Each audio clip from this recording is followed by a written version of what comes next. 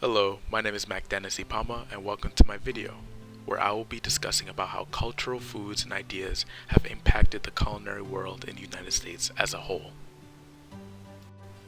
Known as the Great Melting Pot of the world, the United States encompasses vast diverse cultural ideas shared from many other countries. Food being no exception is a largely shared and economically beneficial source the United States possesses today. This video will provide the life stories of two immigrant chefs and their perspectives on how bringing their cultural foods impacts not only their lives, but also the people around them, as well as awareness to problematic issues affecting cultural foods and their creators. The first documentary is provided by The Migrant Kitchen, an Emmy-winning short series exploring Los Angeles' culinary scenery and cuisine inspired by immigrant chefs. This series episode is inspired by the Mayan chef Jorge Dugal, who incorporates his grandmother's chimol recipe into a well-known restaurant within Los Angeles, Providence. Jorge's struggles and inspirations are laid out before us, giving us insight of how he uses his culture in his line of work and how he became Providence's most respected chef. Politics of migration, the labor economy, all that drama plays out in the restaurants that we go to that get Zagat rated and that are all the rage one day. And when we walk into those places, we're actually on such intimate terms with these migration stories. We're eating food that's been touched by hands that in turn have been molded by war and political upheaval and famine. Well, I mean, when I hired George, he was a dishwasher. June 17th of 2016, it'll be 11 years that we've been open, and Jorge's been here that whole time. It was like a body of emotions, but at the same time, I left my dad back in Guatemala. So I didn't know if cry, laugh, feel happy, feel sad, many things, but it was a new life. It was something different. He does everything. He's always one of the first ones here. He receives all of our produce. He oversees the guys when they come in the morning. The prep list that we prepare on a nightly basis probably has over 100 different things listed. That's a big job. It's a big job. When he's not here, it takes two people to do it. Behind every kitchen in Los Angeles, I don't care if it's a sushi restaurant, a Mexican restaurant, a fine dining establishment, there's a Mexican or a Central American in the kitchen. And it's not just the dishwashers. And a lot of people say, well, you know, it's because of cheap labor. Well, they're willing to do it. And really, that's not what it is. It's actually people that are very skilled at doing this. You need a professional.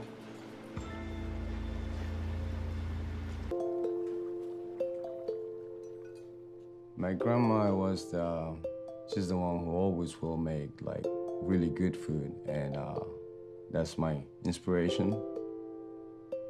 Chef Michael's like make the best like bomb-ass sauce you ever made. So that's chirmol. What's chirmol? It's a Mayan word. It means running nose. I started like charring all these tomatoes, onions, cilantro, mint. My grandma, she never left no recipe, so I tried to like find that taste and try to remember her.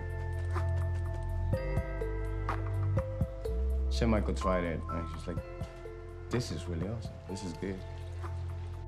It's this great salsa that the more you taste it, the more you love it. And eventually I asked George to make a more refined version to use on our menu because you're so delicious and there's so many things you can do with it. For this next documentary, we go into the city of New York, the most culturally diverse city the United States has to offer. This documentary program is called Asian Dreamers, a series devoted to dialoguing Asian entrepreneurs all over the US. However, for this episode, we interview a passionate food truck chef named Ben Wong, a Chinese immigrant on pursuing culinary success within New York City with his family's dumpling recipe. Along with his family, Ben wishes to pursue the American dream. Chinese-born Ben Wang is hoping to win big with his dumpling recipe. Please help us. Thank you very much.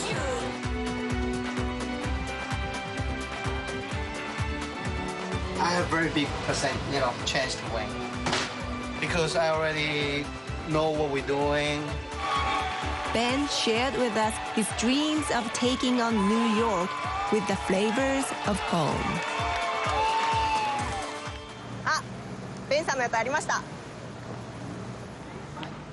I'm Maho Honda. I came to New York 5 years ago to pursue a career as an actor. Today, I'm meeting Ben Wang at his vending truck. Keep me busy. On the menu is Ben's own brand of Asian fusion. Yummy! Ben's piping hot dishes are all prepared on the spot.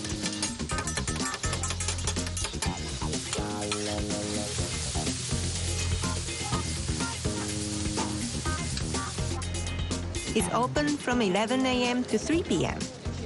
No matter how many customers show up, getting the orders out in the shortest possible time is the name of the game. Thank you very much. Yes, I will. May I have number 19?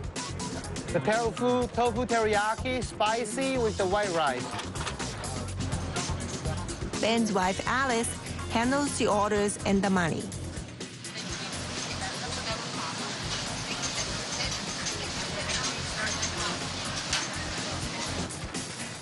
His cousin Ling is a sous chef.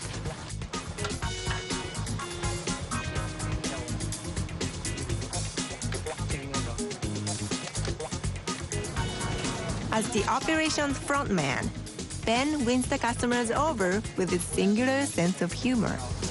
Well, I work right around the corner, and so I come down the street here. The dumplings are very, very good, and they're very nice. So.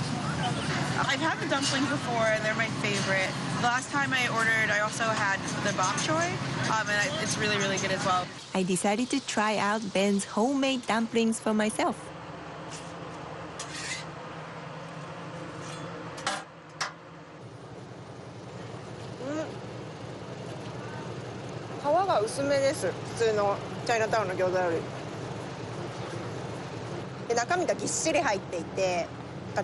It's a chive, right? Yes, a chive and pork.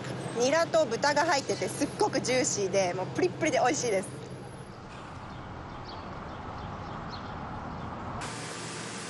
The rich taste of Ben's dumplings comes from adding 3 different soy sauces to the recipe. It's based on a secret formula handed down through 4 generations of his family.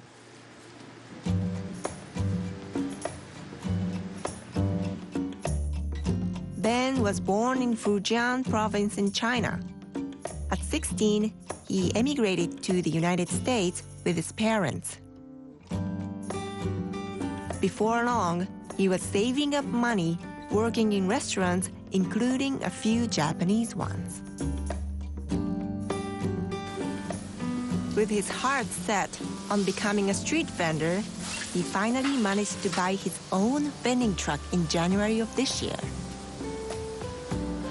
Ben dreams of using his food truck as a springboard to open his own restaurant.